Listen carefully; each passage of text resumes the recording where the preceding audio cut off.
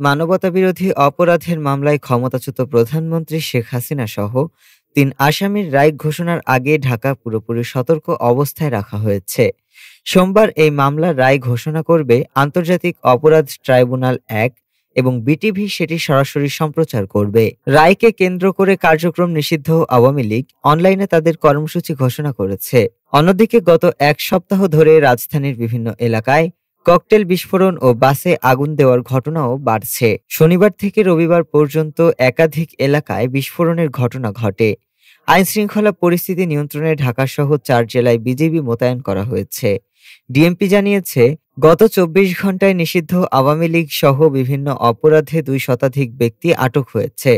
পুলিশের দাবি, সম্ভাব্য নাশকতা ঠেকাতে সব বাহিনী সতর্ক অবস্থানে রয়েছে এবং নাগরিকদেরও সোচ্চার থাকার আহ্বান জানানো হয়েছে।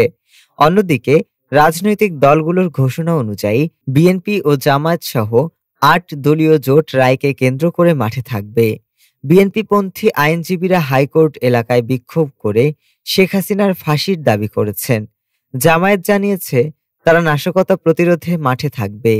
প্রসিকিউশন জানিয়েছে রায় ঘোষণার পর শেখ হাসিনার বিরুদ্ধে ইন্টারপোলের মাধ্যমে গ্রেপ্তারি পরোয়ানা চাওয়া হবে। একই সঙ্গে আসামিদের সম্পত্তি বাজেয়াপ্ত করে শহীদ ও আহতদের পরিবারের ক্ষতিপূরণ হিসেবে দেওয়ার আবেদনও করা হয়েছে। ডেস্ক রিপোর্ট, আজ বার্তা।